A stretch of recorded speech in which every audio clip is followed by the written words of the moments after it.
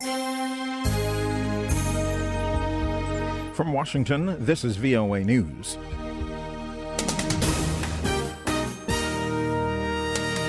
$1,500 additional U.S. troops for Iraq, authorized by President Obama. 4 arrested in a bombing in northeast Nigeria. I'm Vincent Bruce reporting from Washington.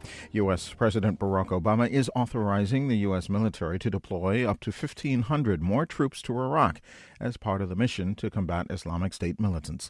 Friday's announcement came after Mr. Obama met with congressional leaders. VOA's Aru Pande has more. President Obama on Friday authorized the deployment of an additional 1,500 non-combat troops to Iraq to help train local forces. Lawmakers heard from top U.S. military commanders who briefed them on the fight against the Islamic State militant group in Iraq and Syria. Aru Pande, VOA News, the White House. President Obama will also ask Congress for more than $5 billion to help fund the campaign. Police in Nigeria say a suicide bomber has killed at least 7 people at an ATM, or automated teller machine, in the country's northeast. Police say they believe a female suicide bomber carried out the attack Friday and say they have arrested 4 other suspects. A police spokesman says at least 10 people were also injured in the blast, which went off at a branch of the First Bank of Nigeria in the town of Asare in Bauchi State. In a televised briefing Friday, Ukraine's National Security and Defense Council spokesman Andriy Lysenko reported Russia has sent a large number of tanks, heavy weapons, ammunition, and soldiers into Kremlin-backed eastern Ukraine. U.S. State Department spokeswoman Jen Psaki Friday said the U.S. condemns the reported advance. If confirmed, the United States condemns this most recent incursion into Ukrainian territory. It would be another blatant violation of the Minsk agreements signed by Russia and the separatists. This is VOA News. Japan says discussions are underway for a meeting to take place between Japanese Prime Minister Shinzo Abe and Chinese President Xi Jinping after the two countries agreed to ramp up a dialogue. In a joint statement released Friday, the two sides agreed to gradually resume political, diplomatic, and security dialogue and make efforts to build political mutual trust. Tanzania's government has denied reported allegations that officials traveling with China's president last year illegally purchased thousands of kilograms of ivory in the East African nation. China also has denied the allegations, which were brought by a British-based non-governmental group called the Environmental Investigation Agency, or EIA.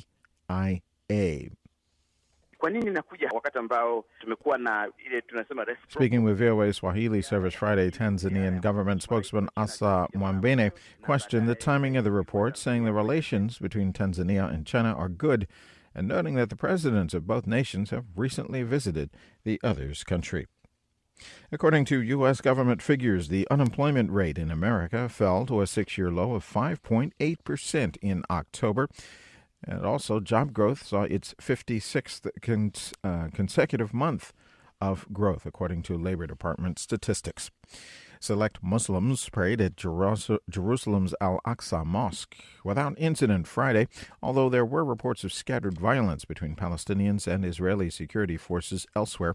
VOA correspondent Scott Bobb in Jerusalem says the presence of hundreds of Israeli troops outside Al-Aqsa's compound allowed for midday prayers to go ahead peacefully. In stocks in the U.S., the Dow Jones, the S&P 500, and the NASDAQ index all were down.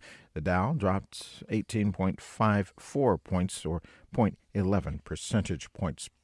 On Friday, U.S. Secretary of State John Kerry and foreign ministers from 21 countries began talks on boosting trade, international investment, and economic growth in the Asia-Pacific Economic Cooperation region.